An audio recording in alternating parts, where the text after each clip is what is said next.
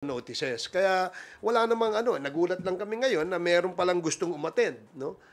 Welcome naman po 'yan sa atin. Kaya lang na-cancel na po natin, and just to let everybody know that we have already postponed it for November 21st, Thursday next week. So lahat po ng inimbitahan namin na kinancel namin ay iimbitahan ho namin ulit. Nang sa ganoon, mahaba-haba ho yung inyong preparasyon, mahaba-haba inyong oras para maka-attend dito sa aming Quadcom hearing sa next week. Mr. Chairman, baka iniisip ko rin during the time that we have discussed that on Sunday, I think we finalized on Sunday. Baka may mga chairman na mole doon sa pag-uusap natin. Just kidding. Pero we already decided last Sunday pa po at pinormalize lang po namin yan kahapon, and that's the reason why we already have a meeting yesterday. Unfortunately, may mga gantong issue na darating daw po, and I think it's hard for us to really send invitation again to those who have been canceled resource persons. And kung wala naman talagang kung wala naman talagang direct statement ang ating former president na darating siya, tingin namin propaganda lang yung lumalabas ngayon sa internet, no, sa social media na darating siya. Kasi gusto rin naming dumating siya dahil pinagbantaan nga niya yung mga congressmen na sinasabi niya, sisipain daw niya, wala namang virtual kick. 'Di ba? So, mas maganda sana dumating siya dahil willing naman si Chairman Dan na magpasipa sa former president. Virtual kick. Tsaka napakahirap naman po kung na-cancel ng isang committee hearing. Para mag-imbita ka na naman, you need at least 3-day notice sa mga i-invite ninyo. So, masyado na pong short yung ilang oras. In fact, yung mga naging reason kung bakit po kami nag-issue ng subpoena for the second time, na-reissue po namin because we are following our rules dito po sa House. Sir, yung si Attorney Panelo kasi yung isa sa mga nag-confirm na pupunta raw po si former president. Tapos, with the cancellation of the hearing, may mga posts po kasi online saying na baka naduwag daw yung Quadcom. Alam mo, unang-una, hindi naman si Attorney Panelo inimbitahan namin. Di ba? It was the former president ng aming inimbitahan. And we were informed that the lawyer or the counsel of the former president, where we also received letters from the law office of Attorney Delgra. Yun lang ang hinihintay namin na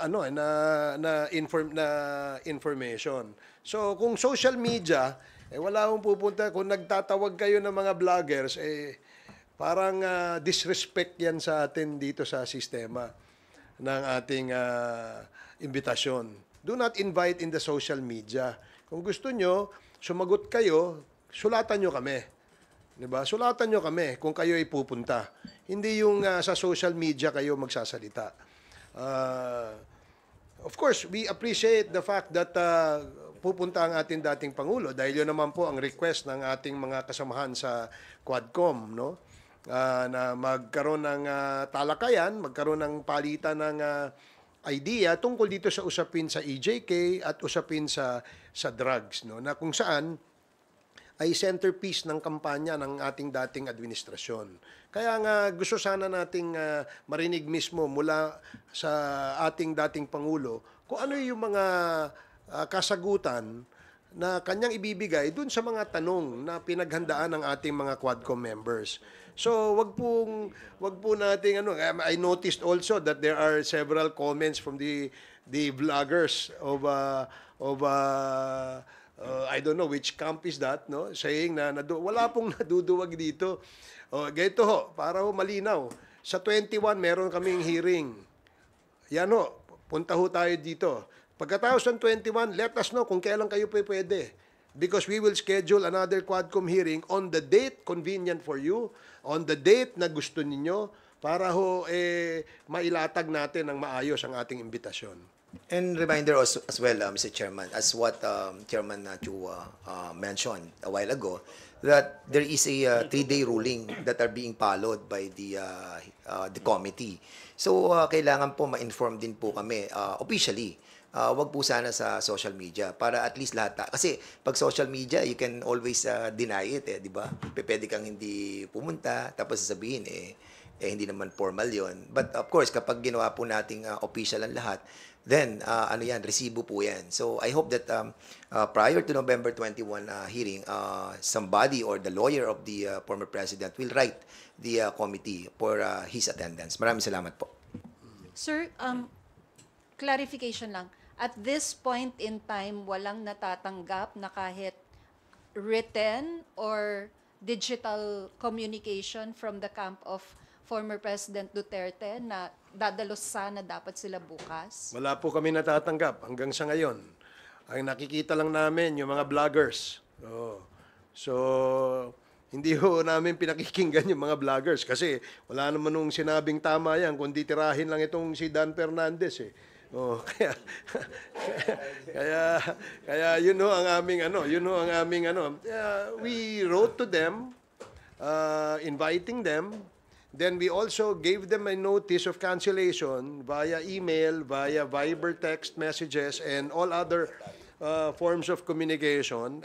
Yun lang ho ang iniintay namin. Kung meron hong letter sa amin, wala ho kami natatanggap. At dahil nga po, nung Monday pa, bago po sinabing pupunta si former President sa hearing, sinabi ho yun, na-cancel na namin di ba? Na-cancel na ho.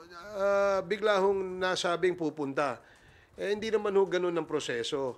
Di ba? Ang proseso, may imbitasyon kami at hinihintay namin yung reply. But even prior to the reply to our invitation, ay na-cancel na po namin.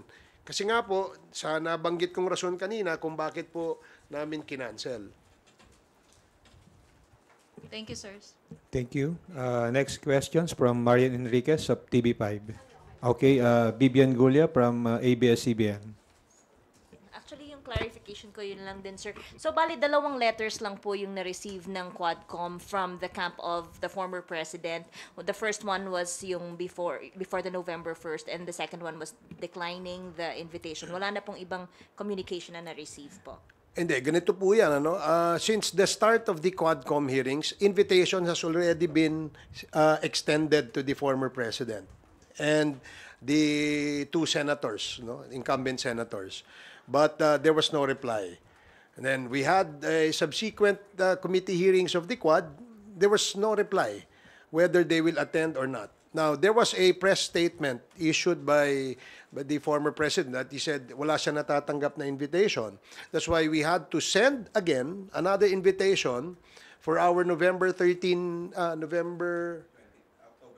October 22 committee Quadcom hearing.